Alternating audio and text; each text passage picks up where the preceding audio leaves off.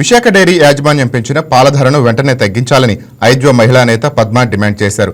పాల ధర పెంపుదలపై విశాఖ జిల్లా ద్వారకానగర్ ఆర్టీసీ కాంప్లెక్స్ కూడలిలోని గురజాడ విగ్రహం దగ్గర సిపిఎం ఆధ్వర్యంలో నిరసన చేపట్టారు. విశాఖ డైరీలో లాభాల్లో ఉన్నప్పటికీ లీటర్ పాలపై ₹2 పెంచి వినియోగదారులపై భారం వేసిందని అన్నారు. పాల ధరలు పెంచడంతో మార్కెట్తో పాల ఉత్పత్తుల ధరలు పెరుగుతున్నాయని ఆందోళన వ్యక్తం చేశారు. సీఎం చంద్రబాబు స్పందించి డైరీ అక్రమాలపై విచారణ జరిపి పెంచిన ధరలు తగ్గించేలా చర్యలు తీసుకోవాలని, లేని పక్షంలో పోరాటం ఉధృతం చేస్తామని హెచ్చరించారు. యాజమాన్యం లీటర్ పై పాలు లీటర్ పై ₹2, పెరుగు మీద లీటర్ కి ₹4 పెంచి ప్రజల మీద భారాలు వేయటం అనేది చాలా దుర్మార్గమైన చర్య. వెంటనే పెంచిన ధరలను వెంటనే తగ్గించాలని చెప్పేసి సిపిఎం పార్టీగా డిమాండ్ చేస్తా ఉన్నాం. ఇప్పటికే విశాఖ డైరీ కోట్ల రూపాయల లాభాలు వస్తున్నాయి.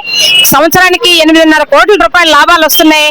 కానీ ఈ సంవత్సరం 2025-26 నాటికి వాళ్ళు టార్గెట్ ₹20 కోట్ల ప్రజల దగ్గర నుంచి వసూలు చేయాలని చెప్పేసి టార్గెట్ పెట్టుకోవడం జరిగింది.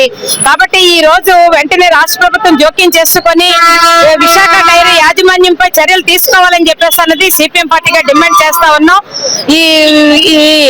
అలాగే పాడి రైతులు ఎవరైతే ఉన్నారో పాడి రైతులకి గిట్టుబాటు ధర ఇవ్వడం లేదు. వాళ్ళకి ఇచ్చి గిట్టుబాటు ధర ఇంకా తగ్గించారు. అలాగే పాడి రైతులు గాని వినియోగదారులు గాని మొత్తం ఈ రోజు విశాఖపట్నానికి పరిమితమై లేరు. ఉత్తరాంధ్ర జిల్లాలు అలాగే తూర్పు పశ్చిమ గోదావరి జిల్లాల నుంచి కూడా పాడి రైతులు ఉన్నారు, వినియోగదారులు ఉన్నారు. కాబట్టి వినియోగదారులు కోట్ల రూపాయల్లో ఈ రోజు లాభాలు వస్తున్నాయి. పాడి రైతులు లక్షల్లో పాలు సరఫరా చేస్తున్నప్పటికి కూడా వాళ్ళకి గిట్టుబాటు ధర ఇవ్వకుండా వాళ్ళకి ఇచ్చే ధరని కూడా తగ్గించడం అనేది జరిగింది. ఆ రకంగా తగ్గించారు. వినియోగదారుల మీద ధరలు పెంచి ఆ రకంగా కూడా 2 రకాలుగా లాభాలు పొందే విధంగా విశాఖ డైరీ యాజమాన్యం పూనుకుంది. కాబట్టి ఇప్పటికైనా రాష్ట్ర ప్రభుత్వం ఈ వీడియో మీకు నచ్చినట్లయితే లైక్ చేయండి, షేర్ చేయండి, మా ఛానల్ కి సబ్స్క్రైబ్ చేయండి.